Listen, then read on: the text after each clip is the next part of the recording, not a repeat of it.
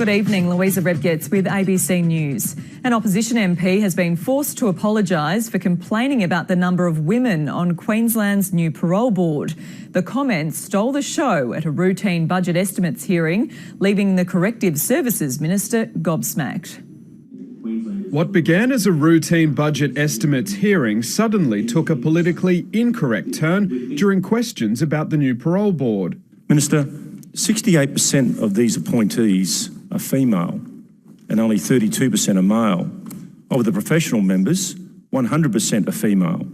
And that even exceeds the Labor Party's quota system. How can you describe these appointments as diverse when there is such a major gender imbalance? Complaining about the number of women appointed to a parole board. My God, what will it come to next? But it didn't stop there. No, I'm asking about gender diversity. No, you're implying there are 68% of these appointees are female and 32% are male, and you are claiming that this is a diverse board. It is obviously not reflective. And you're making an outrageous inference that just because they're female, they're not going to be qualified. No, I am talking about diversity. 17 hours later, Mr Mander was sorry. I apologise unreservedly for my line of questioning. It was never my intention to reflect poorly on the women on the parole board. With Energy Minister Mark Bailey sidelined over the private emails fiasco, this week was almost handed to the opposition on a silver platter. But the parole board comments have stolen the spotlight at a time which should have been about ministers and their email accounts.